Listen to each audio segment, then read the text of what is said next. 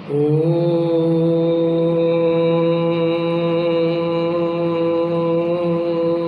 नमः सिद्धेभ्यः।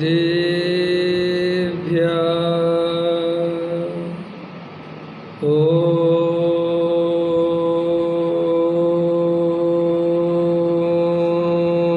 नमः सिद्धेभ्यः।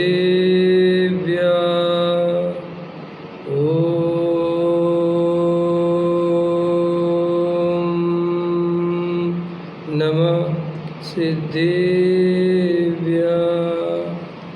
निर्मल ज्ञान परिठिया कम कलंक डहेवी अपाला तव जेण परु ते परम पड़वेवी सब करम मलिका नाश कर हर प्राप्त कर निज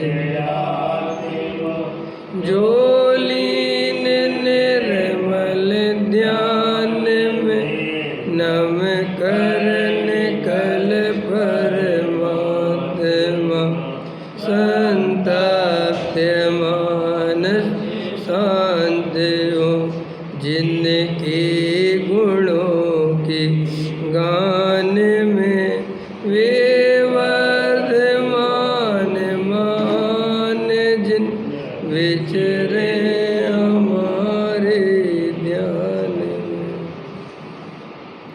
ये उपसार ग्रंथ है। गाथा अपनी 18 चल रही है। गृहस्थी में भी निर्वाण कार्य चल सकता है। पृष्ठ क्रमांक 31 सबसे नीचे का पैराग्राफ देखना है। प्रभु तू है, तू तो है कि नहीं, ये तो कितना बड़ा है। अनंत गुणों का दरिया है, ज्ञान स्वरूप से भरिया है। आनंद का तू कंद है, वीर्य का घन पिंड है। शांति का तू सागर है, अनंत पुरुषार्थ अर्थात वीर्य से भरा पदार्थ है। स्वच्छता का धाम, अनंत गुणों में प्रत्येक गुण की प्रभुता से भरा तू प्रभु है। ऐसे भगवान का अनंत काल से जिसके त्याग बरतता था उसे उसका श्रद्धा ज्ञान में ग्रहण हुआ, और अनंत काल से जिन रागादि पुण्य परिणामों को करने लायक मानकर ग्रहण किया था उनका त्याग हुआ। ये असली त्याग और ग्रहण की भाषा है। ये असली ग्रहण त्याग होता है। अपने त्रिकाली ध्रुव भगवान आत्मा को ये मैं हूँ, ये मेरा स्वरूप है, ये वास्तव में ग्रहण करना है। और जो पर्याय की राग देश कसाय जो गुण भेद की कल्पना थी वो सब मैं नहीं हूँ, ऐसा जानना ये त्याग है। तो ये ग्रहण पूर्वक त्याग असली है। लेकिन जगत में ग्रहण और त्याग देहादिक क्रिया के कारण ही समझा जाता है। आवाज़ नहीं आ रही? हाँ कोई बात नहीं, आवाज़ आ रही, अब आ जाएगी। इसी में कमी रहती है। अब आई। ये जो है ना, ये पहले अभी बीच में सही हो गया था और फिर खराब हो गया, पता नहीं कैसे हो गया। हाँ अभी उन्हें पीछे सही हो गया था, लीड बदलवा दी थी, फिर पता नहीं क्या पुरानी लीड लगवा दी। तो वास्तव में असली त्याग और असली ग्रहण अपने अंदर ही है। बाहर में त्याग ग्रहण की व्यवस्था नहीं है। और ऐसा जो मानता है कि मैंने बाहर में ग्रहण किया, बाहर में त्याग किया, वो एक नंबर का मिथ्या दृष्टि है। क्योंकि आत्मा तो अमूर्तिक है। आत्मा रूपी द्रव्यों को ग्रहण कैसे कर सकता है? सिर्फ मान सकता है कि मेरे हैं। वो ग्रहण व्रण नहीं होते। मकान मकान में रहता है, शरीर शरीर में रहता है, संयोग संयोग में रहते हैं। जी बस मानता है कि ये मेरे हैं। रियल में एक उद्गल परमाणु का प्रवेश आत्मा में हो ही नहीं सकता। आत्मा एक उद्गल परमाणु का स्पर्श नहीं कर सकता। ये तो उद्गल ही पुद्गल को स्पर्श करता है। समझ में आया? उद्गल ये उंगलियां क्या है? पुद्गल। और ये रूमाल क्या है? पुद्गल। तो पुद्गल को पुद्गल ने स्पर्श किया, लेकिन जीव को वेद ज्ञान नहीं होने के कारण, अपने को शरीर वाला मानने के कारण मैंने रूमाल को छुआ, ये उसकी मान्यता है। अब ये मान्यता ही तो उसकी दुखदाई है, क्योंकि वो देह तो है ही नहीं, वो तो जानने देखने वाला ज्ञायक भाव है, और वो ये मानता है कि ये शरीर में हूँ। अब शरीर में हूँ तो फिर शरीर जो जो स्पर्श करता है वो मैंने स्पर्श किया, फिर शरीर में जो क्रिया होती है वो मेरे में हुई, फिर शरीर में भोजन गया तो मैंने भोजन किया, फिर अगर भोजन नहीं किया तो मैंने नहीं किया। तो ये सारा जगत, ये सारी दुनिया देहादिक में एकत्व बुद्धि होने के कारण देह की क्रिया को आत्मा की क्रिया मानता है, देह के परिणमन को अपना परिणमन मानता है, और देहादिक में ही त्याग और ग्रहण समझता है। समझ में आया कि नहीं आया? घर गृहस्थी मकान दुकान ये छोड़ के जंगल चला गया साधु, तो मैंने सब त्याग कर दिया। तो आचार्य कहते त्याग कर दिया ये व्यवहार से कथन में आता है, लेकिन अगर तेरी मान्यता भी यही है कि मैंने त्याग किया है, तो ये तो एक नंबर का मिथ्या दृष्टि है। आया समझ में नहीं? मैं भोजन का त्याग किया, अष्टमी चतुर्दशी हरी नहीं खाता, मेरा नियम है। व्यवहार में से ऐसा कथन है, शास्त्रों में भी है, लेकिन उसे निश्चय समझकर मैं हरी नहीं खाता ऐसी मान्यता रखे तो एक नंबर का मिथ्यात्व है। देखो ये निश्चय और व्यवहार समझना कितना जरूरी है, वरना हम त्याग व्रत के नाम पर ही मिथ्यात्व का सेवन करेंगे। मैंने पूजा करी, मैंने अष्टद्रव्य से पूजा करी, व्यवहार न का कथन है। आत्मा ज्ञाता है, वो पूजा कैसे करे किसी की? साहब क्या बात करते हो? परम सत्य, परम सत्य। समझ में आया कि नहीं आया? देखो आचार्य कहते हैं यह आत्मा कभी अपने आत्म प्रदेशों से तो बाहर जाता ही नहीं। समझ में आया? अपने आत्म प्रदेशों में स्थित है उसके अनंत गुण, तो अपने आत्म प्रदेशों से बाहर नहीं जाता, माने वो अपने क्षेत्र से उल्लंघन नहीं करता। समझ में आया? तीनों काल में एक रूप रहता है, काल का उल्लंघन नहीं करता कि भूत में कुछ, वर्तमान में कुछ, भविष्य में कुछ, सदा काल एक रूप, उत्तर काली ध्रुव ज्ञायक तत्व। और भाव में समझ में आए जो परिणाम है, तो उनमें भी ये जीव क्या कर सकता है? तो वहाँ पर भेद कर दिया कि अज्ञानी विकल्प करता है और ज्ञानी विकल्प भी नहीं करता। अभी गजब की बात है साहब। क्या? अज्ञानी विकल्प करता है और ज्ञानी विकल्प ही नहीं करता, लेकिन ज्ञानी और अज्ञानी पर में तो दोनों ही कुछ नहीं करते। आया समझ में कि नहीं? माने अज्ञानी भी पर में कुछ नहीं करता और ज्ञानी भी कोई पर में कुछ नहीं कर सकता। क्यों? करने की व्यवस्था ही नहीं है। तो अज्ञानी ने पर में कुछ कर दिया, इसलिए अज्ञानी नहीं है, कर ही नहीं सकता। तो सब अज्ञानी क्यों है?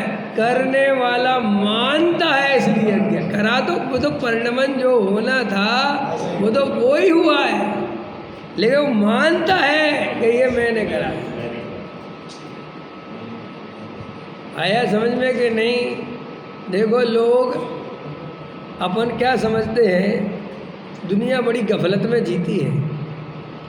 अपन समझते हैं जैसे मान के चलो मुझे किसी चीज़ को लेके क्रोध आ गया, घबराना नहीं, अब थोड़ा खतरनाक। तो क्रोध मेरे को आया कि क्रोध जिस पर्याय में वो क्रोध आने की योग्यता थी उसमें आया। पहले तो भेद करना सीखो। समझ में आया? और वो क्रोध होने का परिणमन था और वो जिसके निमित्त से होना था वो भी पक्की है। समझ में आया कि नहीं है? जैसे कभी कभी ऐसा होता है ना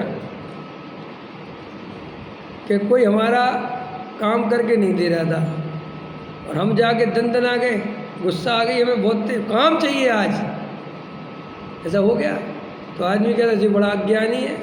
बताओ तुम तो सब कुछ समझते हो ना कि जब नक्की है, तो भाई साहब एक क्रोध भी नक्की है। और अब उस काल में ऐसा परिणमन है कि वो क्रोध ही होगा और शाम तक काम करके दे देगा। तो आप कहोगे देखो साहब आपके क्रोध से हो गया, भाई साहब ऐसा ही निमित्त नैमित्तिक संबंध है। क्रोध से तो क्या किसी से नहीं हुआ, वो तो वहाँ परिणमन जैसा होना था वो वैसा ही हुआ है, लेकिन आज क्रोध ही निमित्त बनना था। आया समझ में कि नहीं? स्कूल में बच्चे को टीचर ने डांटा, कल तेरे बिल्कुल एकदम ये समझ लेना मुर्गा बनाएंगे तेरे को अगर होमवर्क नहीं करके आया। और वो कर लाया तो कोई कहे कि तुम्हारी गुस्सा करने से आया, गुस्सा नहीं तो फिर आपने किया क्यों? अरे भाई साहब मैं उसका करता नहीं हूँ, लोगों को ये समझ में नहीं आती, लोग भाषण देते हैं। अरे सम्यक दृष्टि धर्मात्मा युद्ध लड़ने जाता है तो काय को जाता है? युद्ध करने से युद्ध जीतता है क्या? भरत जी 60,000 वर्ष युद्ध लड़ने चले गए, तो भरत जी गए, आत्मा नहीं गया, ये भेद ज्ञान था। भरत नाम की जो पर्याय थी वो गई। तुम डरते हो कि भरत जी, अरे भरत जी माने क्या? भरत जी भाई साहब असमान जाति 2 द्रव्यों का मिला के नाम है। समझ में? वो जो असली जो त्रिकाली ध्रुव है, असली भरत जी तो वो है। वो तो पर्याय में जो परिणमन जैसा उनके उदय अनुसार निधति निकाचित जैसे उनके कर्म थे वे तो वैसे उदय में आएंगे। और भरत जी कहे कि मुझे चक्रवर्ती नहीं बनना, ऐसा विकल्प ही नहीं आता किसी चक्रवर्ती को। आज तक कोई ऐसा चक्रवर्ती लेके आओ जिसको चक्रवर्ती नाम कर्म का उदय आया हो और उसने मना कर दिया हो कि मुझे चक्रवर्ती नहीं बनना। ऐसा कोई तीर्थंकर लेके आओ। समझ में आया कि नहीं आया? कि भाई साहब मेरे को दिव्य सिद्धि नहीं करानी और मुझे स्वधर्म को भगाओ इधर से, मुझे नहीं करानी सेवा। है कोई तीर्थंकर? भाई स्वधर्म ऊपर से कपड़ा लेके आता था पहनने के लिए, ऊपर से भोजन लेके आता था, तो एक तीर्थंकर को तो कम से कम मना कर देनी थी कि देखो भाई हम सादा जीवन उच्च विचार। ये भाषण चलता कि नहीं? सादा जीवन उच्च विचार। ये तुम्हारी व्यर्थ की बातें है, तुम्हारे जीवन में कर्म में लिखा ही सादा है। समझ में आया? नहीं तो हम चाहें तो 5,000 की शर्ट पहन ले, कैसे पहन लो, तुम्हारे विकल्पों से नहीं पहनी जाती। तुम्हारा उस जाति का विकल्प नहीं बनता क्योंकि वैसा परिणमन नहीं होना है नहीं खतरनाक है? स्वीकार नहीं समझ में आया? अरविंद जी ने पहनी 5,000 की शर्ट और मैंने पहनी 500 रुपये की शर्ट, ठीक। अब मैं अरविंद जी को कह रहा कि देखो जी अरविंद जी के दोषी हैं। समझ में आया? कि देखो साहब इनने 5,000 की पहनी, चाहे थे तो 500 की पहन दे। ये चाहे ना पाए ना व्यवहार की भाषा है, इनका द्रव्य का ऐसा ही परिणमन है। इनको 5,000 शर्ट पहननी है तो विकल्प भी आ रहा है और मुझे नहीं पहननी है तो मुझे नहीं आ रहा है। लेकिन अपन इसमें क्या करते हैं? कर्ता बन जाते हैं कि ये पापी हैं और हम धर्मात्मा हैं। भाई साहब मेरे पास पैसों की कमी नहीं है, मैं चाहूँ तो 10,000 की शर्ट पहनूँ, लेकिन मैं तो जब से धर्म समझा है, मैं तो भाई साहब सनी बाजार से 300 रुपये वाली खरीद के लाता हूँ। तो आपको क्या लगेगा कि ये तो बड़ा, देखो कितना बढ़िया आदमी। ये मिथ्यात्व है अगर उसकी मान्यता ऐसी है तो बोलो कितना खतरनाक है ये मिथ्यात्व। हमें समझ में आता है? इतनी गहराई में हम जाते हैं? अरे हम तो जरा सा सादा जीवन जीने लगे माने उस जाति का परिणमन हो जाए, उसके कर्ता तो हम है ही नहीं ना।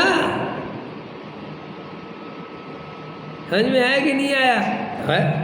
मैं चौड़ा बाजार सकरा, देखो दोनों ही के मैं चौड़ा बाजार सकरा होता है, त्यागी के भी और भोगी के भी। त्यागी वाला भी मैं चौड़ा बाजार सकरा। भाई साहब करोड़ों रुपए छोड़ दिए हमने, तू भी संसार में ही जाएगा, तेरे को कुछ नहीं मिलने वाला। और साहब मैं भाई साहब 10 बंगला खड़े मेरे, तू भी संसार में हो। यहाँ तो संसार से कौन निकलेगा? जो पर्याय में परम अकर्ता ज्ञायक को स्वीकार करेगा। अरे ये धर्म इतना सरल होता, ज्ञानियों को पहचानना बस की नहीं है। ज्ञानी क्रोध करे तो अज्ञानी इतना धर्म जानने के, अरे क्या धर्म, तुझे पता ही नहीं है। क्रोध अलग है और वो ज्ञायक अलग है। ये दृष्टि के कारण ज्ञानी है वो। क्रोध करने या नहीं करने से ज्ञानी नहीं होता। क्यों?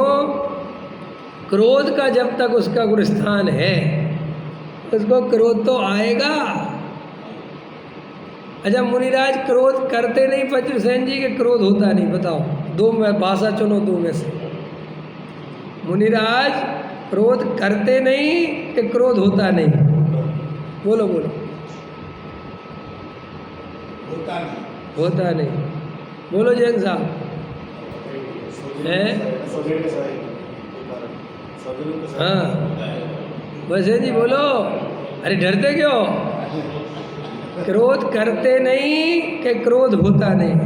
देखो क्रोध कर सकते नहीं, लेकिन जो है अपने क्रोध करता मानते हैं और क्रोध करते। अरे अभी अपन वो पूछ ही नहीं रहे, अभी अपन टिप्पणी नहीं करवाना है, अभी सिर्फ चुनाव करने की बात। मुनिराज क्रोध करते नहीं कि क्रोध होता नहीं? हाँ, लेकिन अज्ञानी को हमेशा ये भाषा कभी पसंद नहीं आएगी। कौन सी? कि क्रोध होता नहीं, क्योंकि उसमें उसको इसमें दीनता दिखती है, उसमें उसको इसमें आदमी क्या काम के, उसको मजा किस में है कि क्रोध करते नहीं तो उसको पुरुषार्थ दिखता है, क्रोध होता नहीं इसमें उसको पुरुषार्थ ही समझ में नहीं आता। वो कहता है ये काहे का पुरुषार्थ है, क्रोध होता नहीं। आया समझ में कि नहीं? इसलिए सारे जगत में ये व्यवहार की भाषा ही पसंद की जाती है, क्योंकि हमारे अंदर घुसा हुआ है अहंकार, और निश्चय नए में अहंकार का पोषण होता नहीं, और व्यवहार नए हमारे अहंकार का पोषण करता है। इसलिए हम जानबूझकर व्यवहार की भाषा का ही उपयोग करते हैं। देखो एक सेठ जी ने 10 लाख रुपए मंदिर में दिए, अब मैं माइक पे बोलूं कि कोई मंदिर बनवा ही नहीं सकता, मंदिर में तो जो परिणमन होना था वो अपनी योग्यता से हुआ है, इसमें कोई सेठ फेठ का कोई लेना देना नहीं है, तो उस सेठ पे क्या गुजरेगी? तो वो ऐसे पंडित को पसंद करेगा? समाज ऐसे आदमी को, ऐसे पंडित को पसंद करेगी? कभी नहीं करेगी, और उसको कहेगी कि अगली बार से इस पंडित को नहीं बुलाना। पक्की बात है। अब एक दूसरा पंडित है, जबकि वो पहला पंडित परम शुद्ध नई की बात परम सत्य बोल के गया है, जिसकी श्रद्धा से सम्यक दर्शन होता है, वो बोल के गया, लेकिन हमें वो पसंद नहीं आई। एक दूसरा पंडित आया, भाई साहब ऐसा भव्य मंदिर भूतो न भविष्यति, हमारे सेठों के सेठ, श्रावकों के श्रावक, श्रावक श्रोमणी, समझ में आया? परम आदरणीय सेठ जी फला फला चंद, समझ में आया कि नहीं है? इनके द्वारा इस भव्य मंदिर का निर्माण हुआ है, हम बहुत बहुत अनुमोदना करते हैं। हाँ, और इनका भी आगे ऐसा जो मंदिर बनाने का भाव, इनका भी एक दिन खुद का समोसरण लगेगा। अब एकदम सेठ जी कहेंगे ये पंडित जी वास्तव में,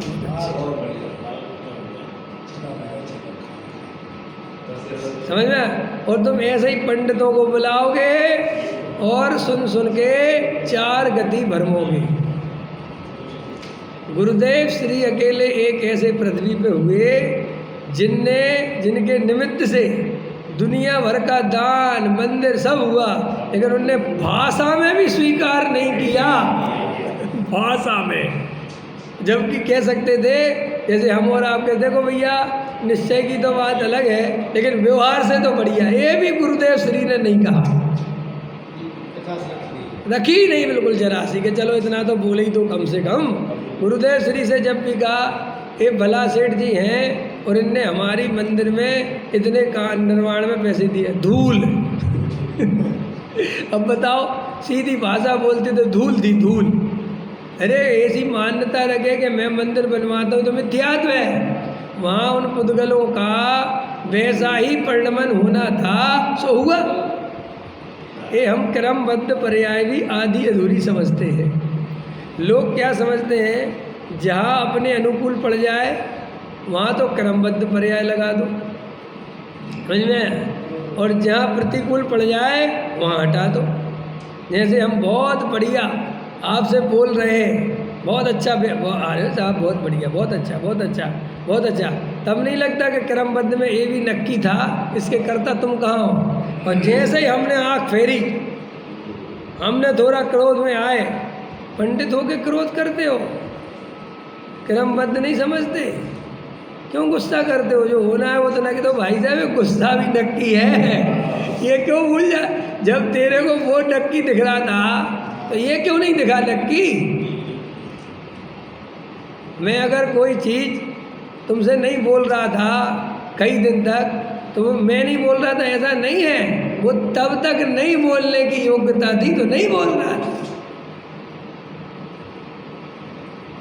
आज है तो बोल रहा हूँ उसमें, लेकिन जीव कहाँ फंसता है, वो यहीं से वो गड़बड़ करता है।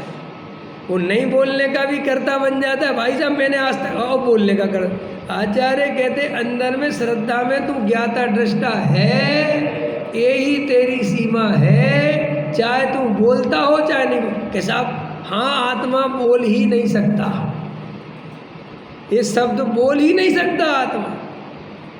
ये जो शब्दों का परिणमन होना है ये बिल्कुल ऐसा ही होना है। आया समझ में। सर्वज्ञ देव क्या प्रवचन होगा आज, क्या विषय आएगा, ये सर्वज्ञ देव जानते हैं कि नहीं जानते। तो मैं करता कहाँ हूँ, वो तो पहले ही से नक्की है कि प्रवचन में क्या क्या आएगा। लेकिन हम सब ये बात अंदर से स्वीकार नहीं करते और वो अंदर में कहीं ना कहीं कर्ता का भूत हमारे अंदर चढ़ा रहता है। तो आचार्य अमृतचंद देव कहते हैं कि यह आत्मा पर में तो कुछ कर ही नहीं सकता, ये परम सत्य है, क्योंकि वो अमूर्तिक है और सारी दुनिया मूर्तिक है। भाई हम जो कुछ करना चाहते हैं वो मूर्तिक में करना चाहते कि अमूर्तिक में, बोलो। अमूर्तिक में तो नहीं चाहते ना, क्यों अमूर्तिक में क्यों नहीं चाहते हैं? हाँ, अरे अमूर्तिक दिखता ही नहीं तो अमूर्तिक में करेगा क्या, समझ में आया कि नहीं आया। हम अरविंद जी का बुरा करना चाहते, हम अरविंद जी की आत्मा का बिल्कुल बुरा नहीं करना चाहते। देखो गजब गजब की बात है कि नहीं। आप कोई कहे कि हम वज्रसेन जी की आत्मा से बदला लेंगे, है किसी को रस, हम ऐसी आपकी आत्मा ऐसी निकाल के धर दें, हेलो साहब जैन की आत्मा रही, जय वज्रसेन जी रहे, तो वो कहेगा इस आत्मा से मुझे कोई लेना नहीं, इसको तो मैं जानता भी नहीं कि भाई साहब यही, अरे भाई साहब ये है असली जड़। आया समझ। देखो जगत में कितना गजब की बात है। इसलिए आदमी मर के भूत हो जाता है और वो लौट के आए तो उसे कोई अपनाता ही नहीं। अपनाना चाहिए ना भाई, वही तो आत्मा है जो यहाँ से गया है और वो लौट के आ गया। वो कह रहा भाई साहब मैं भूत बन गया हूँ और मैं तुम्हारे घर पे रहूँ, क्या दिक्कत है, रहने दोगे। और घर भी उसी के नाम पे था बेचारे ने, हैं, रहने दोगे। भाई साहब अगर तुम भूत नहीं भगा पाए तो घर बेच के भग जाओगे, होता है कि नहीं। आज भी लोग किसी गांव वगैरह में बहुत होता है, शहरों में तो इतनी फुर्सत ही नहीं है लोगों को जानने की। गांव में तो आज भी लोग मकान खरीदे तो पूछते हैं इसमें भूत भूत तो नहीं रहते, कोई आसपास कोई ऐसा तो नहीं है, कौन सी शक्ति होती है, अभी भूल गया मैं, उसका बड़ा अच्छा नाम देते हैं। कोई भूत प्रेत शक्ति तो यहाँ काम नहीं करती है। नहीं साहब नहीं, कई दिन से बंद पड़ा है ना ये, 10 साल से। सागर में मैंने एक मकान बनाया बहुत पुरानी बात होगी, अब तो थोड़ा 14-15 साल पहले की बात है। तो अब वो मकान मैंने बनाया और मैं तो दिल्ली आ गया। अब वो मकान मैंने खाली, जैसे तैसे कहानी लंबी है, तो मैंने वो मकान बेचने के लिए बोल दिया कि मकान बेच देना। तो मैंने अपने जिन रिश्तेदारों से बोला, तो भाई महीना हो गए, 2 महीना हो गए, तो मुझे कोई ग्राहक मिला, ग्राहक ही ना मिल के देवे। हमने कहा बात क्या है। हम गए वहाँ आस-पास में, पता कि हमने कहा अरे मकान बेचना, तो कहला भाई साहब इसमें तो भूत रहते। और जबकि मैं उसमें रह के आया पहले, और मम्मी पापा भी रह के आए और किराएदार भी रहे, लेकिन उसमें तो भाई साहब जब खाली करवाया बाद में कह दिया कि इसमें भूत रहते। अरे मैंने कहा ये क्या बात हुई। बोले साहब जो भी आता है सबको यहाँ पर कह दिया भूत रहते, इसलिए कोई खरीदता नहीं। तो मैंने पता निकलवाया तो वो तो हमारे रिश्तेदार ने उड़ा रखी, क्योंकि उसको लगे कि ये बिक गया तो ये तो अपने हाथ से निकल जाएगा, समझ में। और भाई वहाँ मेरा रहेगा तो ये आता रहेगा ना। उन्होंने कहा कह दो तो बिकेंगे ना। तो समझ में आ गई बात, ठीक है। मैंने एक लड़का पकड़ा वहाँ पे, मेरे को 18-20 साल का लड़का था, सामने रहता।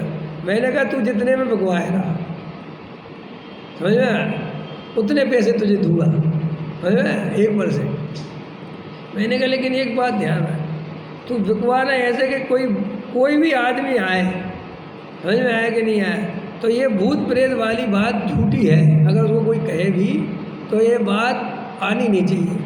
तो मैं गया और बोल बात गया, कह भैया उनका किसी को बताना मत, मुझे फ़ोन करना। 1 महीने में वो बिक गया। तो जब भूत बोल दो ना भूत, तो आदमी वैसे ही नहीं ले।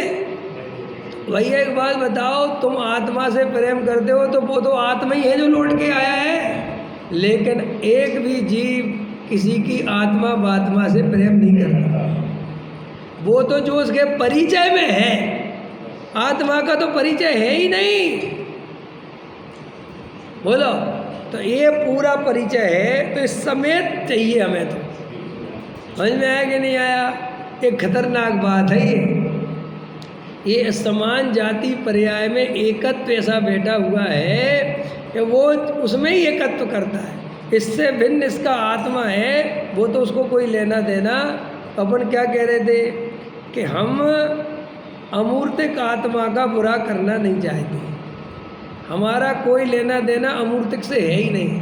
हमारा जो भी कर्ता कर्म है वो मूर्तिक में है, और मैं खुद कैसा हूँ, अमूर्तिक।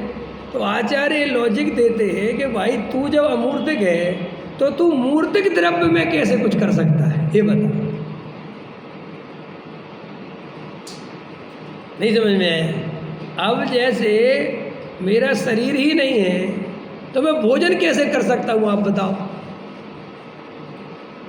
अगर मेरा आत्मा इस शरीर से अलग हो जाए, ठीक है, तो आत्मा भोजन कर सकता है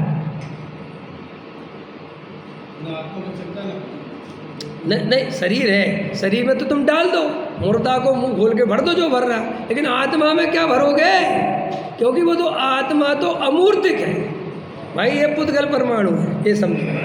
तो इसमें व्यवस्था है, इसमें से कुछ पुद्गल परमाणु खिरते रहेंगे, नए इसमें जुड़ते रहेंगे, लेकिन आत्मा ऐसा है ही नहीं। तो वो कौन से पुद्गल परमाणु का कुछ करता धरता बने। तो आचार्य कहते हैं अगर तुझे ये भेद ज्ञान हो जाए कि शरीर और आत्मा अलग अलग है, तो तू शरीर की क्रिया का कर्ता, शरीर के परिणमन का कर्ता जो अपने को मानता है, वो मान्यता तेरी निकल जाए।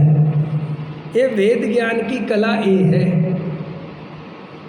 ये बात हमें अंदर में गहराई में समझना है कि आत्मा अलग है और ये शरीर अलग है।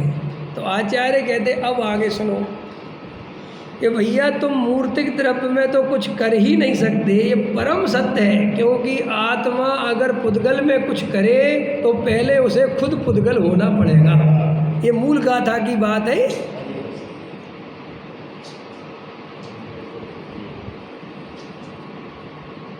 समझ में, वरना वो बात बन ही नहीं सकती भाई। अमूर्तिक का मूर्तिक के साथ संबंध बैठाओगे कैसे। अरे लोक में भी यही व्यवस्था है भाई साहब, जाति का जाति में संबंध होता है कि नहीं, और अजाति में कर ले तो उस संबंध को संबंध कौन मानते, सारी लोग जगत निंदा करता है। हम बिरादरी में शादी करें तो बहुत अच्छी सब आते हैं, और गैर बिरादरी में शादी करें तो समझ नहीं आता, आदमी कहता है संबंध ठीक नहीं है। तो आत्मा की जाति और पुद्गल की जाति तो बिल्कुल भिन्न भिन्न है, तुम उनका संबंध कैसे बैठाते हो? उनमें संबंध हो ही नहीं सकता। तो अब आचार्य कहते कि ज्ञानी और अज्ञानी का अंतर क्या है। देखो भाई साहब, अज्ञानी भी एक पुद्गल परमाणु में कुछ नहीं कर सकता और ज्ञानी भी नहीं कर सकता। लेकिन एक ज्ञानी और एक अज्ञानी क्यों है? करने के कारण, मान्यता के कारण। अज्ञानी मानता है कि मैं कर सकता हूँ और ज्ञानी जानता है कि मैं कर ही। देखो इतनी सी बात का फर्क, करा तो दोनों ही ना कुछ नहीं। फिर कहा कि साहब आत्मा पर में तो कुछ नहीं कर सकता, लेकिन पर में करने का विकल्प तो कर सकता है। पर में तो हम कुछ नहीं कर सकते, लेकिन रमेश जी का बुरा कर दें ऐसा करने का विकल्प तो कर सकते हैं ना, या इनका भला कर दें ऐसा विकल्प तो आत्मा कर सकता है कि नहीं? बोलो भाई साहब, अज्ञानी की अपेक्षा कर सकता है, क्योंकि अज्ञानी उस विकल्प को और अपने को एक मानता है। बराबर हो गया? और ज्ञानी विकल्प मेरा स्वरूप नहीं है, मैं तो इस विकल्प से भिन्न त्रिकाली ध्रुव हूँ, ये बात जानता है। इसलिए वो उस भेद ज्ञान के कारण ज्ञानी है और अज्ञानी वो विकल्प का कर्ता। अब और सुनो गजब की बात, या परिणमति सा कर्ता की अपेक्षा विकल्प रूप परिणमन तो आत्मा में ही हुआ है, भले ही उसकी पर्याय में हुआ है, तो इस अपेक्षा करता है। लेकिन ये मेरा स्वरूप नहीं है, दृष्टि होने के कारण करता। कई लोग इस बात पे बहुत बहस करते हैं कि आत्मा राग का कर्ता नहीं है, तो फिर राग का कर्ता कौन है? तो कर्ता दो अपेक्षा से समझना तो जिंदगी भर काम आएगा, कभी डिस्टर्ब नहीं होगा। एक कर्ता की जो परिभाषा है, या परिणमति सा कर्ता, जो स्वरूप परिणमन होता है वो ही उसका कर्ता। क्योंकि राग हवा में तो नहीं हुआ, हुआ तो आत्मा में ही है। तो आत्मा में हुआ तो उसका कर्ता कोई ना कोई तो होना चाहिए, क्योंकि जब राग कर्म है तो उसका कर्ता भी कोई होना चाहिए। जब कोई कार्य है तो उसका कर्ता भी होना चाहिए। तो आचार्य ने कहा कि हाँ, इसका कर्ता आत्मा ही है। इस अपेक्षा तो क्या है? कर्ता है। लेकिन एक अपेक्षा कर्ता की क्या भी है वो सुनो, ज्ञानी राग करना नहीं चाहता। ध्यान से सुनना, ये परिभाषा बहुत काम आएगी। ज्ञानी राग करना नहीं चाहता, राग को अपना स्वरूप नहीं मानता, उसमें एकत्व ममत्व नहीं करता, इसके कारण ज्ञानी राग का अकर्ता है। पकड़ में आया कि नहीं आया? आया, समझ में आया कि नहीं आपको? तो दोनों समस्याएं सॉल्व हो गई कि नहीं? कि साहब राग कहाँ हुआ? राग हुआ वहीं है। जैसे उदाहरण, तुम बुखार आ गया तुम्हें, तो तुम बुखार के कर्ता हो कि नहीं? ये उदाहरण तुम्हें समझ में आ जाएगा। तो मैं टेम्परेचर बढ़ गया ना आपके शरीर का, तो टेम्परेचर शरीर में बढ़ा, 98 से 100 हो गया, 101 हो गया, तो शरीर ही में वो गर्मी आई है कि बाहर है वो गर्मी? शरीर ही गर्म हुआ ना भाई। ऐसा शरीर को छुओगे तो गर्म कौन हुआ? तो बुखार का कर्ता कौन हुआ? शरीर हुआ ना। डरते क्यों? क्योंकि उस रूप परिणमन कौन हुआ? तो भी तुम अपने को बुखार का कर्ता क्यों नहीं मानते? क्योंकि तुम कभी बुखार करना नहीं चाहते। तुम बुखार को अपना स्वरूप नहीं मानते, और उसे उसी समय मिट जाए तो तुरंत मिटा दो। इसलिए तुम अपने आप को भूल कर भी बुखार का कर्ता नहीं मानते। मानते हो क्या? अगर मैं आपसे कहूँ क्यों बुखार क्यों कर लिया दिनेश जी? बुखार नहीं करना चाहिए ना आपको, ये गलत बात है आपकी। आपको पता नहीं बुखार कितना दुखदाई होता है। आप कहोगे पंडित जी को जाके दिल साध गार्डन ले जाओ। आया समझ में कि नहीं? अरे पंडित जी हमने कर लिया, हमें मजा आ रहा था, ये करने की चीज़ है, हाँ तो यही तो कह रहा हूँ। तो क्या बुखार का किसी और को आया है? तुम्हें नहीं आया बुखार? भाई साहब मुझे आया है लेकिन मैंने किया नहीं है। देखो ये श्रद्धा कितनी मजबूत है। अब मैं कितने तर्क दूं तुम्हें कि तुम बुखार के कर्ता अपने को मान लो। अच्छा आपने नहीं किया बुखार? कि नहीं मैंने तो नहीं किया। तो पड़ोसी को हुआ है। ये जो बुखार हुआ है ये तुम्हारे पड़ोसी को हुआ क्या? तुम्हें हुआ है ना, इलाज भी करा रहे हो ना, और फिर भी कहते हो कि बुखार मैंने नहीं किया। देखो गजब का भेद ज्ञान है।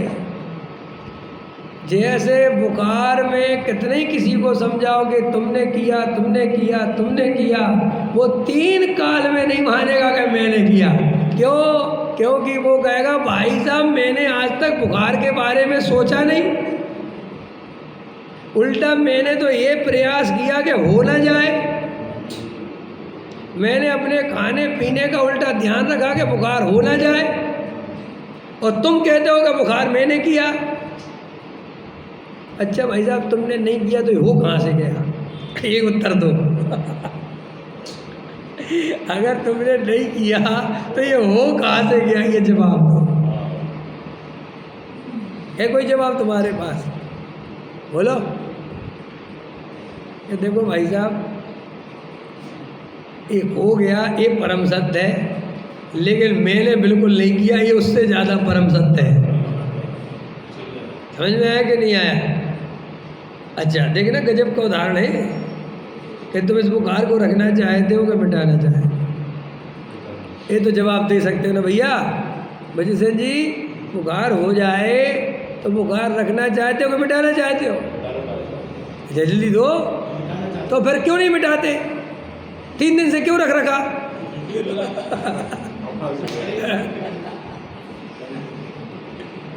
भाई ये भी गजब की बात है।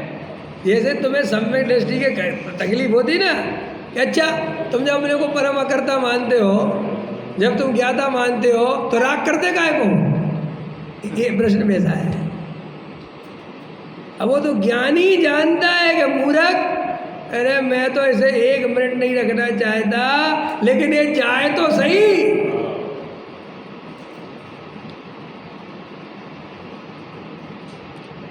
ये दवाई गाय की है बुखार की, इससे चला जाएगा? कि हाँ चला जाएगा।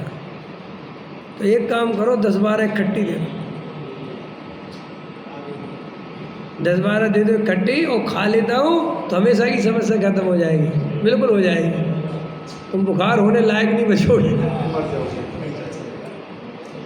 आया समझ में? कई लोगों के दिमाग में जब होशियार चंद होते ना ज़्यादा, तो ज़्यादा होशियार चंद होते हैं तो वो कहते हैं कि होम्योपैथिक भी ले आओ, एलोपैथिक भी ले आओ, और कौन सी बच गई? आयुर्वेदिक भी ले आओ। बोले साहब तीनों बुखार उतारती हैं? बोले साहब तो बोले तीनों ही खा लो, कोई ना कोई तो काम करेगी। भाई साहब क्या होगा? अरे बोलो मरोगे। ऐसे ही अपन धर्म में करते हैं, सबरे ही नियम व्रत पाल लो, कुछ मत छोड़ो, सब में ही धर्म हो रहा है। शंकर जी का पहाड़ चढ़ लो, सोनागिर का पहाड़ चढ़ लो, ये छोड़ दो वो छोड़ दो, ये कर लो, पूजा भी कर लो, प्रवचन भी सुन लो, नियम भी पाल लो, सब में ही धर्म हो रहा है। भाई साहब कहीं नहीं पहुंचने वाला तुम, और जितना बने उतना कर लो, जो नियम ले सके ले लो। अता पता है नहीं कि नियम होता क्या है। आया समझ में रमेश जी? पंखा मत चलाया करो, बहुत हिंसा होती है।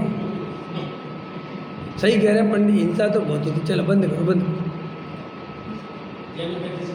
हाँ जितनी जितनी जितनी जितनी एक मित्र मिले, बोले हम जितनी रक्षा हो जाए जीवों की उतनी तो कर ही लेते। अच्छा ये हो गया है तो एरिया समिति को चला करो सबके सब, एक नियम तो पलेगा कम से है।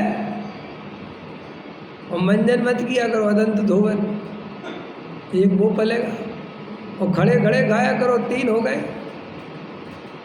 और घर में कपड़े उतार के घुमा करो थोड़ी देर, 2-4 घंटे, 4 हो गए।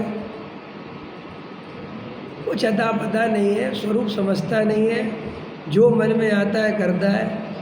देखो आपको जो मैंने बुखार का उदाहरण दिया, आप में से कौन बताओ ऐसा कि कौन इस उदाहरण से सहमत नहीं है?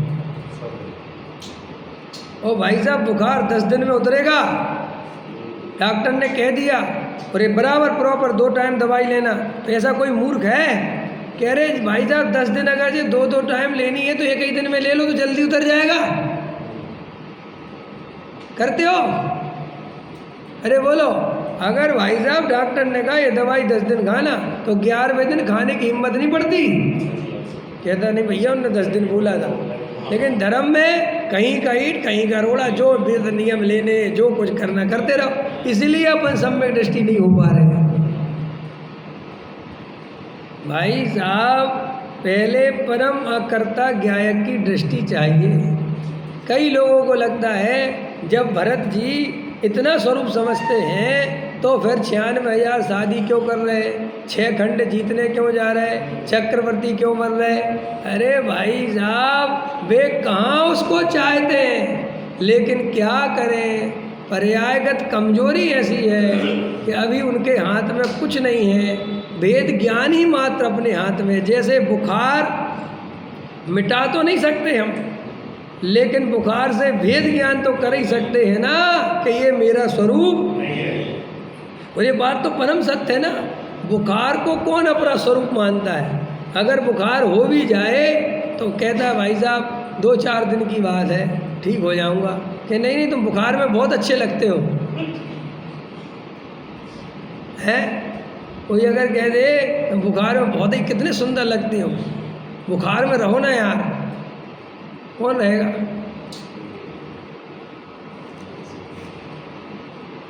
है पीलिया हो जाए आदमी को तो थोड़ा पीला हो जाए, हो गए कितने पीले पीले बढ़िया लगते हो, तो रहने देगा पीलिया? है हाँ हाँ हाँ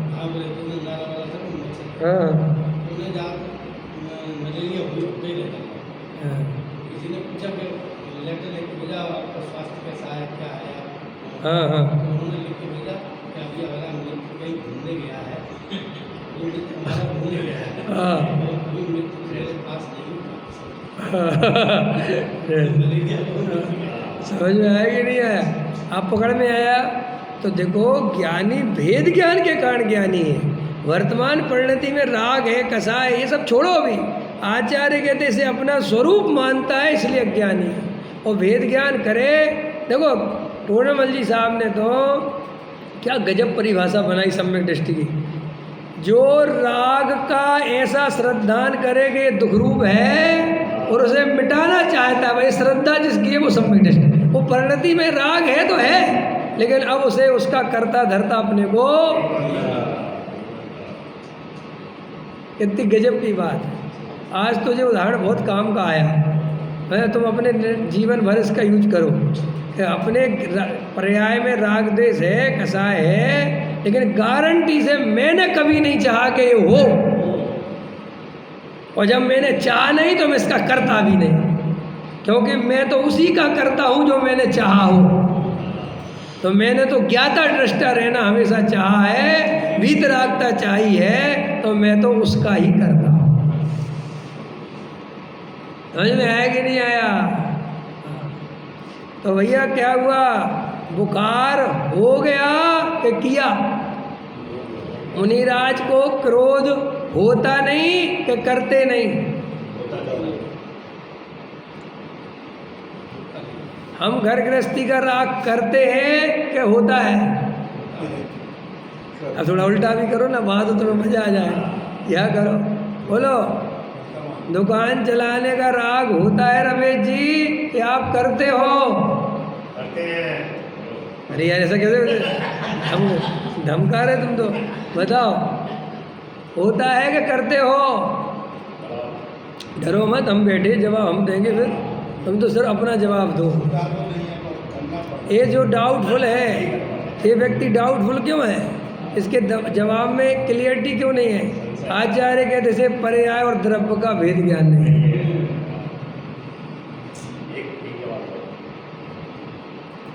समझ में आ रहा कि नहीं? अगर क्लियर होता, जैसे बुखार का था, बुखार किया है कि हो गया है, सोच के बताओगे? मेरे को पंडित जी को बताता हूँ, बताओगे सोच के? प्रश्न है, फिर से दोहराओ।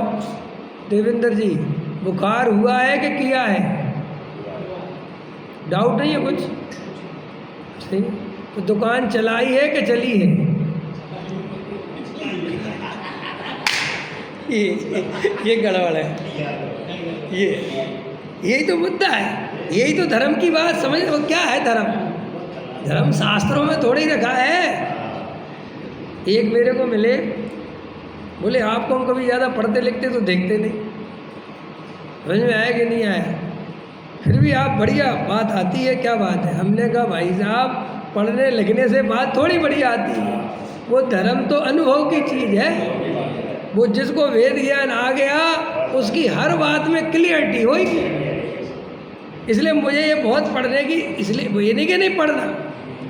पहली बात तो हमने पढ़ा बहुत है, सो हमारे ऊपर ये आरोप बन लगा, और ये बात लगे कि अभी हम उतना नहीं पढ़ते। क्यों?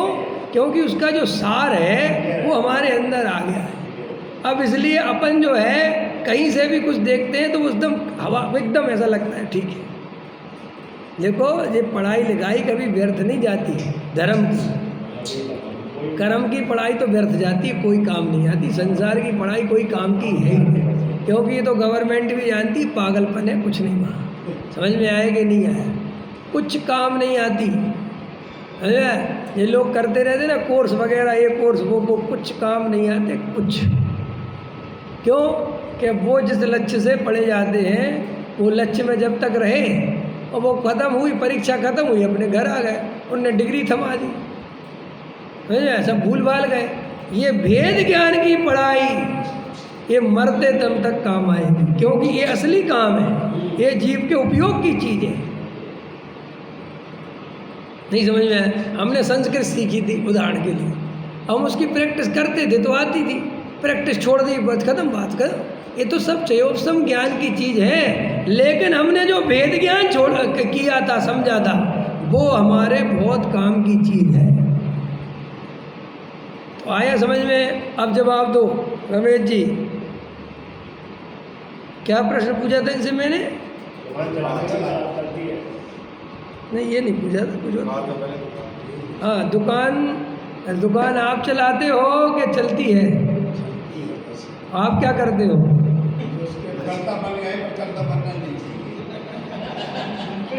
अच्छा, अब जो दुकान चलाने का राग आता है, दुकान तो आपने नहीं चलाई, ये बात तो ठीक है, क्योंकि वो तो प्योर पुद्गल का परिणाम है। लेकिन जो दुकान चलाने का राग आया वो तो तुमने किया, विकल्प तो किया ना तुमने। देवेंद्र जी, ये तो ठीक है, ये तो ठीक है, यहाँ तक तो ठीक है। देखो, अपन ने दुकान तो नहीं चलाई, लेकिन दुकान चलाने का राग तो किया है। और अगर सुनो, हमने राग भी नहीं किया तो हम चार गति में क्यों घूम रहे? अब प्रश्न है, अब ये प्रश्न का जवाब दो। अगर तुमने राग नहीं किया तो फिर चार गति में क्यों घूम रहे? फिर तो जीव का कोई अपराध ही नहीं है। ये तर्क है अपने पास। जब अपन ये बात करते हैं व्यवहारी जन से राग का कर्ता जीव नहीं है, तो उनका तर्क ये है कि अगर राग का कर्ता तुम हो ही नहीं, तुमने परिणाम करे ही नहीं, तो तुम सिद्धालय क्यों नहीं पहुँचे? तुम यहाँ काहे को भटक रहे? इसका जवाब क्या है आप लोगों के पास? बताओ भाई,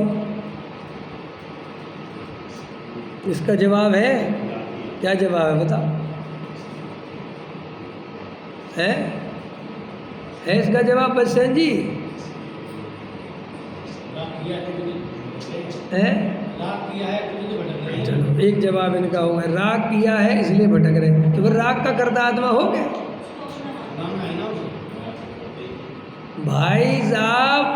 आप राग के कारण नहीं भटक रहे, राग को अपना मानने के कारण भटक रहे। हाँ, आत्मा चार गति में इसलिए नहीं घूम रहा कि आत्मा राग कर रहा है, अपने को राग करने वाला मानता है, शरीर संयोग वाला मानता है, इसलिए भटक रहा है। हम सिद्धालय में इसलिए नहीं पहुंच पाए कि हमने राग को अपना स्वरूप माना।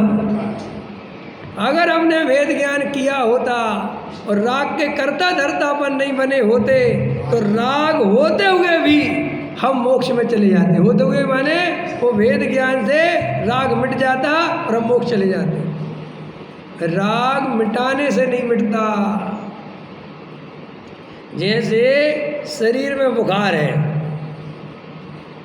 वैसे जी एक अम्मा बेचारी को बुखार आ गया, पुरानी घटना, तो उसका बेटा अपनी अम्मा को बढ़िया रजाई बजाई उड़ा के, समझ में आया भैया बुखार आ गया ना, अम्बल उड़ा के ले जा रहा, तो गरम अम्मा बहुत तेज, तो वो जा रहा इलाज कराने, तो रास्ते में एक बढ़िया तालाब था या नदी थी, अच्छी ठंडी नदी, बढ़िया फर्स्ट क्लास। तो उसने कहा क्या हो गया रे तेरी अम्मा को, कहाँ ले जा रहा? बोले यार पता नहीं अम्मा बहुत गर्म हो रही। अम्मा क्या हो रही? उसने देखा वास्तव में तो बहुत गर्म हो रही अम्मा। तो उसने कहा इसको ठंडा कर दे। बोले यार वो तो ठंडा ही के गाँव शहर है। अरे बोले काय को वहाँ भग रहा, ये तो ठंडी नदी, इसमें डाल, अम्मा एकदम ठंडी हो जाएगी। और डाल दी, अम्मा एकदम ठंडी हो गई। राम नाम सत्य हो गया अम्मा। आया समझ में कि नहीं है? अरे पकड़ में आया कि नहीं आया? तो भाई साहब राग को मिटाने का उपाय राग करना नहीं है कि राग मिट जाए, राग मिट जाए, ये राग बहुत बड़ा है। इससे राग कभी नहीं मिटता कि हम भगवान की पूजा करें, समय शिखर का पहाड़ चढ़े, हे भगवान अशुभ राग से शुभ राग करें। अरे मूर्ख, अशुभ राग से शुभ राग में जाने से राग नहीं मिटता, क्योंकि उसका नाम ही राग है। अशुभ है कि शुभ, इससे क्या हो गया? आया समझ में कि नहीं? अशुभ से शुभ, अशुभ से शुभ, शुभ से अशुभ, ये करता रहता है। और ये अशुभ से शुभ हो गया, इसको समझता है राग मिट गया। क्यों ऐसा? क्यों? क्योंकि हम देव शास्त्र गुरु के राग को राग ही नहीं मानते।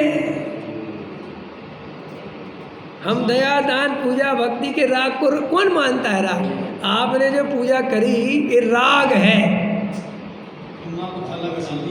है अम्मा को नदी में डुबो दिया क्योंकि अम्मा गर्म थी, वो अशुभ था, और अम्मा को ठंडा कर दो वो शुभ है। आया समझे? देखो अपन को कभी अंदर में भेद ज्ञान नहीं होने के कारण ऐसा लगता नहीं कि जो प्रवचन करना राग है। लगता है आपको राग है? वो बाहर का राग ही राग समझ में आता है। वो स्त्री पुत्र मकान दुकान का राग है जी हमें। लेकिन किसी से कहो कि तुझे देवशास्त्र गुरु का राग है, देवशास्त्र गुरु का क्या का राग? वे तो हमें आराध्य थे, वे तो हमारे भगवान हैं, उनकी तो हम पूजा करते। अरे भाई वो भी राग है। आया समझ में? तो राग मिटाने का उपाय बाहर में वस्तुओं को बदलना, साधु बन जाना, या नियम व्रत पालने लगना, या पूजा पाठ करने लगना, ये राग को मिटाने का सम्यक उपाय नहीं है। तो राग कैसे मिटे? वेद ज्ञान करे, तत्व निर्णय करे, राग आदि का कर्ता भोक्ता ना बने, तो इसके गारंटी से राग मिट जाएगा। लेकिन अज्ञानी को ऐसा लगता है कि राग के अकर्ता होकर राग को कैसे मिटाया जा सकता है। ये लगता कि नहीं है? भाई हम उसके कम से कम राग मिटाने के कर्ता तो बने। नहीं समझ में आया? भाई अकर्ता बन के हम राग को कैसे मिटाएंगे? यही विधि है। अकर्ता बनेगा, वेद ज्ञान करेगा तो राग मिटेगा। जैसे कोई अज्ञानी कोई ऐसा कहे कि भाई साहब बुखार तो पूरे शरीर में आया है, ये तुम्हारी इतनी सी गोली 2 ग्राम की, ये पेट में खाने से बुखार कैसे मिट जाएगा? बोलो। तो मुझे तो बर्फ़ की सिल्ली पे रखो तब जाके बुखार मिटेगा। नहीं नहीं नहीं, ऐसा नहीं। ऐसे ही अज्ञानी को ऐसा लगता है बिना त्याग व्रत लिए, घर गृहस्थी छोड़े बिना मेरा राग कैसे मिटेगा? उससे कहो कि भेद ज्ञान की गोली खा, सो वो कहता है भेद ज्ञान की गोली खाने से कोई राग मिटता है? वाह पंडित जी, तुम्हारा धर्म बहुत अच्छा है, भेद करते रहो कि अपना नहीं, और रसगुल्ला सूटते रहो। आत्मा रसगुल्ला खा नहीं सकता, और लाओ जी रसगुल्ला 2 और ले आओ, खींचो। अज्ञानी है तू, कभी तेरे को सम्य दर्शन नहीं होगा, क्योंकि तू अपने को रसगुल्ला खाने वाला अंदर से मानता है। अपने दिमाग में जो थीम बनी हुई है वो यही बनी हुई है कि पहले रसगुल्ला हटाओ तो फिर रसगुल्ले का राग टूटेगा, तब वो राग मिटेगा। ये कैसे हो जाएगा कि रसगुल्ला खाओ और राग अपना नहीं है मानते? क्यों रमेश जी, यही समस्या है ना कि दुकान पे जाएं और दुकान हम नहीं चलाते, ये नहीं माने, ये बेकार की बात है। साफ तो चला रहे, बिल्कुल धुएं में लट्ठ नहीं है भाई, सफ़ेद झूठ है। अरे दुकान चला रहे हो क्या? देखो दुकान चला रहे, ये पर्याय मूर्ता के कारण मैं दुकान चलाता हूँ इसलिए दिख रहा है, क्योंकि तू अपने को रमेश कुमार मानता है। अब जब रमेश कुमार मानेगा तो रमेश कुमार रियल में दुकान चलाता है, लेकिन मैं रमेश कुमार नहीं हूँ, मैं तो जानने देखने वाला ज्ञायक तत्व हूँ। ये दृष्टि जिसकी होगी फिर उससे पूछेंगे कि क्यों आप दुकान चलाते हो, तो व्यवहार में भले ही कह दे कि हाँ चलाता हूँ, लेकिन अंदर में श्रद्धा जानती है कि मैं कुछ चलाता भला था। जैसे व्यवहार में कह दे कि भाई साहब क्या करें साहब, बुखार हो गया, कर लिया जो था, लेकिन अंदर में अंदर जानता है कि मेरा इस बुखार से कोई कर्ता कर्म का संबंध आया समझ में कि नहीं? तो शुरुआती दौर में जो बात कही थी वो इम्पोर्टेंट थी। हमें व्यवहार की भाषा क्यों पसंद है बताओ, किसी को याद रह गई है? हमने आपको शुरुआती प्रवचन में कहा था कि हमें व्यवहार की भाषा इतनी प्रिय क्यों है। उससे हमारे अहंकार का पोषण होता है। निश्चय की भाषा से हमारे अहंकार का कोई पोषण, इसलिए हमने व्यवहार की भाषा को इतनी तवज्जो दी है। इसलिए व्यवहारी पंडित जगत पूज्य बन जाएगा, व्यवहारी महाराज जगत पूज्य बन जाएगा, लेकिन परमार्थ की बात समझने वाला और परमार्थ की बात कहने वाला वो जगत पूज्य नहीं बन पाता, क्योंकि जगत को वो परमार्थ की बात कहने वाले से चिढ़ होती है, क्योंकि उसके निमित्त से उसका अहंकार पुष्ट नहीं होता। आया समझ में? क्लियर हो गई बात? तो आत्मा कैसा है? परम कर्ता ज्ञायक है, वो मैं हूँ। तो आचार्य कहते हैं कि मैं विकल्पों का कर्ता भी नहीं हूँ, क्योंकि विकल्प भी अपनी योग्यता से अपने स्वयं समय में होता है।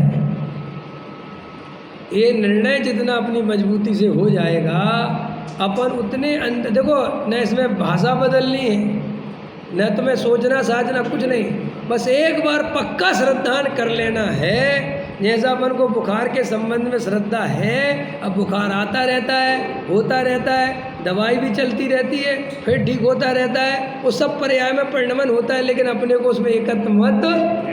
ऐसे ही अपन की पर्याय में राग रहेगा भूमिका के अनुसार। देवशास्त्र गुरु का भी होगा, पूजा पाठ भक्ति भी होगी, अशुभ भाव भी होगा, व्यापार धंधा भी होगा, घर गृहस्थी भी होगी, लेकिन वेद ज्ञान होने से उसमें एकत्व मत कर्तृत्व और भोक्तृत्व नहीं होगा, तो हम सम्यक दृष्टि बने रहेंगे। और उसका उपाय एकमात्र भेद ज्ञान है, क्योंकि पर्याय में हम कुछ करने धरने वाले, अगर हमें 10 भाव तक मुक्ति नहीं है तो नहीं है, तो सब पर हम क्या करें? भेद ज्ञान करो। 10 दिन में बुखार ठीक होगा होगा, ऐसा हम क्या करें? जानो और देखो भाई, ज़्यादा हाथ पैर मारोगे तो बुखार ठीक होगा। ऐसे जो धर्म के नाम पर ज़्यादा हाथ पैर मारते हैं, उनका बुखार, उनका मिथ्यात्व ठीक होने की जगह और मजबूत हो जाता है। ये ज़्यादा हाथ पैर मारना क्या है बसेन जी, बीके जैन साहब, ये ज़्यादा हाथ पैर मारना क्या है? है? रमेश जी बोलो, क्या है ज़्यादा हाथ पैर मारना? विचार पर पक्का करना। हाँ, कैसे कैसे हाथ पैर ज़्यादा मारना मतलब क्या? मैंने ये राजनीति मोटी परिणाम करना। जल्दी धर्म करने की पड़ी है। एक पूजा की 3 पूजा कर लो, खींचो, पैरों में दर्द हो रहा, खड़े ही खड़े करेंगे, ज़्यादा धर्म होएगा। समझ में आया? गला सूखा जा रहा है, हम पानी नहीं पिएंगे चाहे कुछ हो जाए। नियम व्रत खींच खींच के पालो, पता है नहीं कि कौन सा नियम कहाँ पढ़ना है। पंचम गुण स्थान के नियम पहले गुण स्थान में पाल रहा है और सोच रहा है जल्दी धर्म हो जाए, ज़्यादा धर्म हो जाए। उनसे तो अच्छे ही है, ये मरेगा ही। कई साधु सोचते हैं कि हम गृहस्थों से अच्छे हैं। भाई साहब, अगर तुम्हें इस मुनि पने में एकत्व मत है तो भाई साहब तुम गृहस्थों से भी खतरनाक हो। तुम्हारा मिथ्यात्व और गाढ़ा हो गया, क्योंकि तुमने रोग को ही दवाई मान लिया। हाँ, आप समझ गए कि नहीं? और अपने में है ऐसे लोग के नहीं? अरे अपने में क्या अपने ही है कि नहीं? सम्य शेखर का एक बार पहाड़ चढ़ लिया, एक बार और चढ़ लो, एक बार और चढ़ लो। अब किसी में बिना पानी पिए का रखूँगा, बिल्कुल पानी भी नहीं पीना, पूरा पहाड़ चढ़ के आऊँगा तभी पानी नीचे ही आके पीऊँगा। ऐसे करते कि नहीं करते? तो उनसे पूछो क्यों भाई, क्या बात है? ज़्यादा धर्म हो जाए। और पूरी श्रद्धा। प्रश्न इसका नहीं है कि तुम पानी पी के चढ़ो, अच्छी बात है, लेकिन तेरे अंदर इससे धर्म हो जाएगा, इससे मैं बड़ा धर्मात्मा हो जाऊंगा। ये लाभ बुद्धि है, ये तेरे को मिथ्यात्व में ले जाती है। आया समझ में कि नहीं? सबसे पहले भगवान उठाने मुझे मिल जाए, भगवान सबसे पहले प्रतिमा विराजमान करने, बड़ी प्रतिमा मुझे मिल जाए। होती ना तुम्हारे क्या होते पंच कल्याणक, तो बड़ी प्रतिमा दे दो हमें। डॉक्टर साहब सुनाते कि नहीं चुटकुला कि सबरे अच्छे अच्छे भगवान बट गए। समझ में आया? हमें हमें हमें पकड़ा दे वे मुनि सुब्रत, हम उनका क्या करें? नहीं सुना? डॉक्टर साहब सुनाते, बहुत अच्छे सुनाते। समझ में आया कि नहीं आया? ये ऐसी हालत है स्वाध्याय करने वालों की।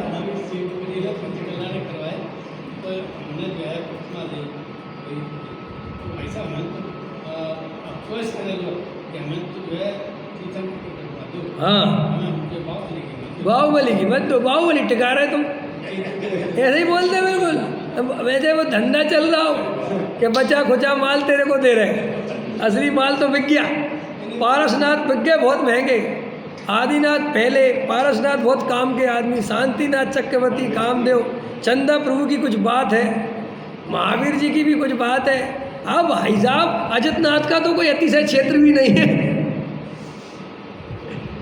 हमें दे रहे, बताओ अजितनाथ क्या करे? अजितनाथ का ऐसी मान्यता से इसमें मिथ्यात्व पुष्ट होता है। आया समझ में कि नहीं? क्रिया से लाभ होगा, भगवान पहले विराजमान करेंगे तो लाभ होगा। सब मिथ्यात्व के खाते में जमा करो, इसलिए ज़्यादा हाथ पैर नहीं चलाना।